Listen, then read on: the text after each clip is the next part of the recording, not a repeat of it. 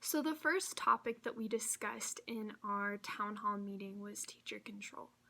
And I loved being able to review high control, medium control, and low control. And I really agreed with Jordan about medium control. I want to give my students that voice and that power while also maintaining order in the classroom. And one way that I can do that is by including my students in creating the rules, our classroom rules, by allowing them to express, what kind of environment they learn best in. I think helps them understand that I want to be on the same team as them, that I value their opinions, and I just find a lot of value in having that equal level of control with the student. So the second topic that we discussed in the town hall meeting was motivation. And I really agreed with what some of the group members said about how each of the 4 types of motivation are important and there's a time and a place for them. The 4 types were intrinsic, identified, introjected, and extrinsic or external motivation. And I personally want to encourage and provide a classroom that centers on intrinsic motivation. I want my students to see the value in participating and giving their best effort simply because they want to.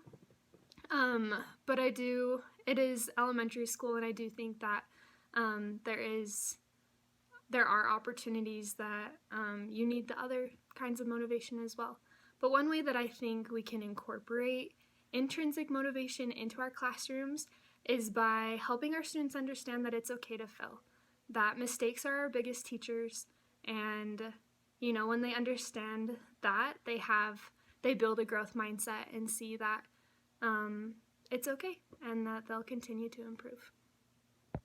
The next topic was preventative measures, and I love that we talked about how important it is to be proactive instead of a reactive teacher. And one way to do that is to create a management plan ahead of time. I think that's so smart and so essential. In order to create clear expectations with your students at the beginning of the year, you need to, ahead of time, plan out how you're going to deal with misbehaviors. Another important aspect of preventative measures is to state the rules in a positive way.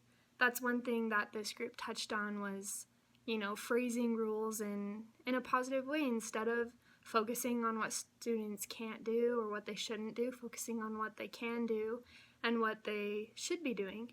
And there's so much power in phrasing, and so it's just so important that we focus on that and pay attention to that.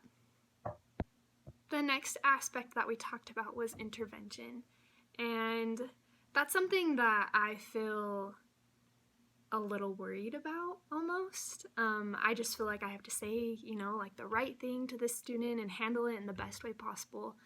And one thing that I loved that this group focused on that I took away was not getting into a power struggle.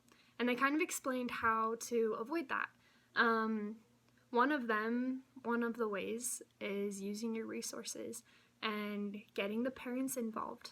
I think when parents and the teacher are on the same team and recognize that they're both rooting for the student, then the student is able to perform to the best of their ability.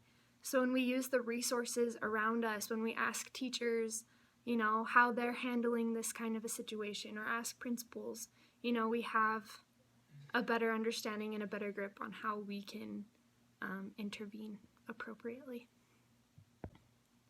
The last topic that we discussed was the importance of a learning environment.